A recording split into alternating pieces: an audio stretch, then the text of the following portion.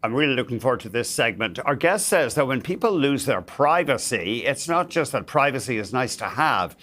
There's a big impact in economic terms. He argues it becomes easier for big companies to raise prices, exploiting consumers, and also exploit workers and suppliers. We're joined for more by Jim Balsillie, former CEO of Research in Motion, later Blackberry, and now a philanthropist and a spokesperson, a strong advocate for changes in Canadian industrial policy. Jim, thank you very much indeed for joining us. Oh, it's a pleasure to be with you. You wrote an op-ed that I thought was extraordinary for a Canadian corporate leader. Usually Canadian corporate titans tend to be very reserved, let's say, but you expressed a strong warning here that weak data privacy laws, for one thing, allow corporations to exploit us and to add to an informational asymmetry that's already there. This is partly because they can tailor pricing to individual consumers. Hey, I know she can pay a lot. I'm going to charge her more. Can you expand on your concerns here, please? Yes, I can, and pleasure to join you. Very specifically, because they collect so much information on you, they can use that to determine what is the highest amount you will pay.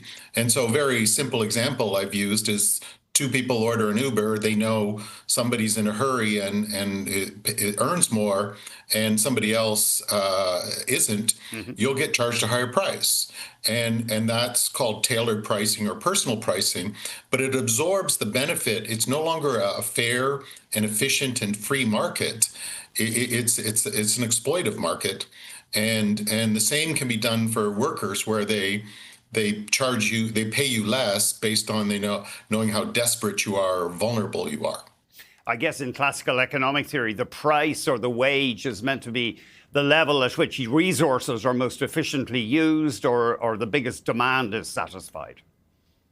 Well, that's correct. The price is an efficient market based on transparency of pricing and also on fair competition.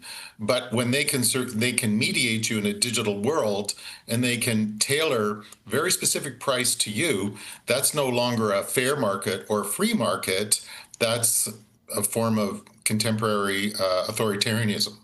Another concern you have is the ability of big corporations to exploit suppliers, monopsony or oligopsony, a limited number of buyers. But tell us how lack of privacy plays into that.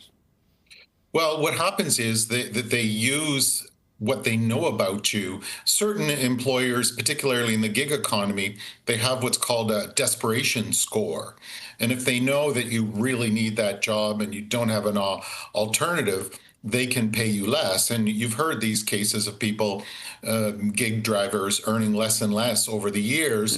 And then if somebody's new into it, they might give them a higher pay to get them hooked into the system. So yeah, it's about power, monopoly and monopsony. But when you get to this highly surveilled algorithmic world, it's very, very tailored to each person to be exploited to a level that is unprecedented. As you say, we become a market of one instead of millions of us having our purchasing power and choices. They can deal with us individually, divide and conquer, I guess you could say.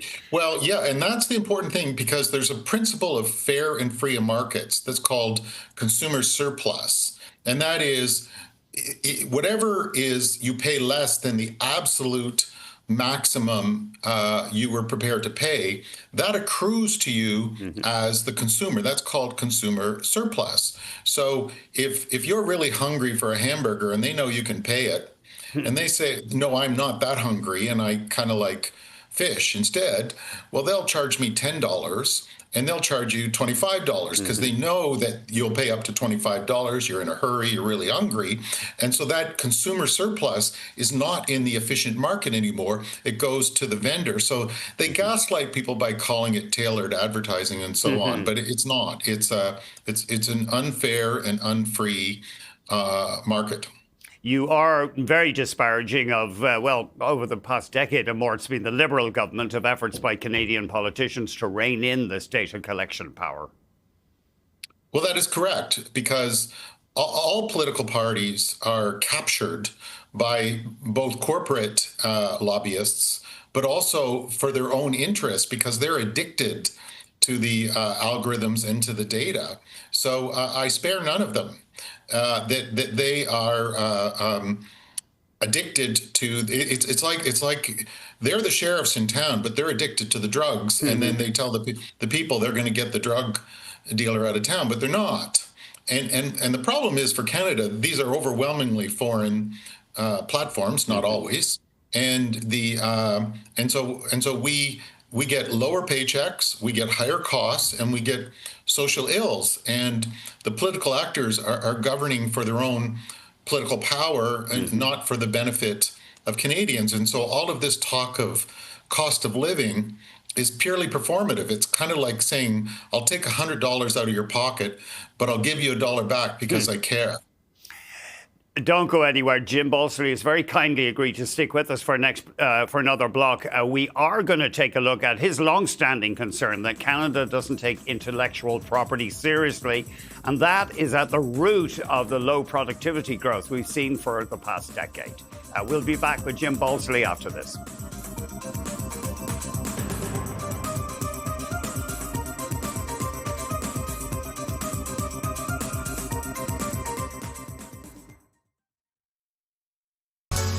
We're back with Jim Balsillie, former CEO of Research in Motion, now BlackBerry, but of course, a philanthropist, participant in Canadian civil society, also chair of the Canadian Council of Innovators.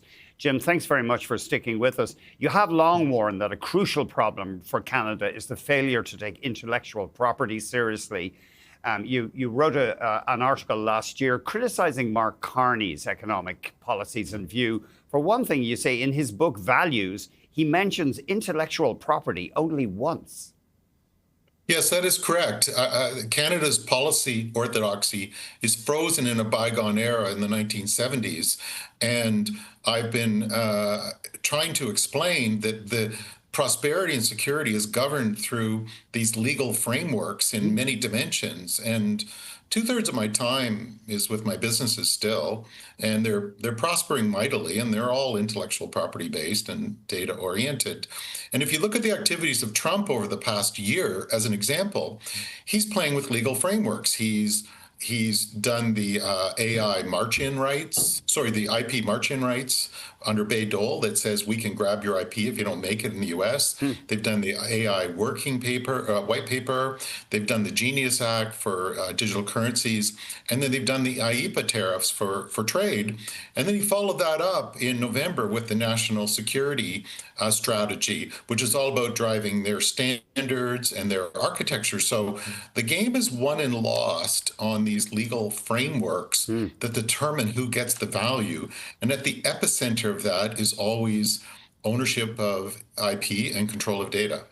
And your concern is Canada has just not accumulated the IP. In fact, we seem to be obsessed with paying foreign companies to bring in their technology. Yeah, we have no expertise. We have no orientation to retain it. We may generate it, but then we let it leak. And it's a policy orthodoxy. And the budget in the fall was a chance for reorientation. And I had interaction with them, and they're still using 1970s thinking. Wow. And if it keeps up, we're just going to keep eroding our prosperity and our security. And certainly these mediation engines and the data and IP in them are not only determining prices, which we talked about in the earlier segment, and paychecks, they also determine who captures the value. And if Canada had kept pace with the US economic growth over the past 15 years, there would be another $1 trillion a year in our market cap, US. And this even doesn't consider that our population grew 10% more than the US over this period of time. So if you attune to this, it's tremendous prosperity. And if you don't, you erode. So what could we do then to make sure this IP stays in Canada and creates real value for this country? Well, there's many things that can be done. One is that you should have an institution like every other country has, and policies that retain it in the country. Canada, very directly, the federal government does $7.5 billion a year of R&D funding, 4.2 billion to the granting councils, and 3.3 billion for internal government research. Absolutely no strategies to retain that for Canada. A very, very specific example, and other countries use legislative issues, FDI, foreign direct investment rules. They have Mhm. patent collectives. They incorporate it in their contracting. Many, many, many things can be done. And this is extremely important because, as we've seen in this era of strategic leverage, we don't have the leverage we should have. So we have to start building. We had a naive and sentimental conception of the world that it Mm. was a rules-based order and everybody's in the same boat together. And in fact, it's been an era of strategic behavior for 20 years in these intangibles where people exploit leverage. So, yeah, many, many things can be done, not the least of which is institutions. The same for data. We have absolutely no strategies for our data. We don't have any sovereign compute strategies, nor interrelationship of the data with that, in spite of a decade of calls from the industry. Mm. And so we're not participating in this most powerful force in the history of mankind, this knowledge intangible AI era that has changed the global economy in a degree and rapidity that's unprecedented in mankind over the past 30 years. I can't think of a strategy or a policy or a thinking structure that's changed over that 30 years Mm. in Canada. I was a bit surprised. These so-called nation-building projects, they're copper mines and LNG. I'm sure all that's and ports. I'm sure all that's very nice, but it doesn't seem to really address the modern world. I'm all for the traditional industry. I'm not saying it's an or thing. I'm saying it's an Hmm. and thing. And so there's nothing that, for instance, in the budget, they talk about $54 million for processing rare earths. Well, China not only has 90% of the processing capability. We're doing a patent landscape right now, but it appears they have about 90% of the patents for processing these things. So, do we even have the capacity or the right to process these things that we're spending money on? Or are we just going to spend more money like we do in research and it leaks out of the country? But absent a sophisticated strategy for capturing and maintaining the value add, it leaks because these value Hmm. chains shift very non-linearly if you're not paying attention to the legal structures. We touched on a lot of stuff there. Really appreciate it, and thank you very much indeed. Pleasure's mine. Jim Balsillie, former CEO of Blackberry, now a philanthropist involved with the Canadian Council of Innovators and lots of other think tanks, etc.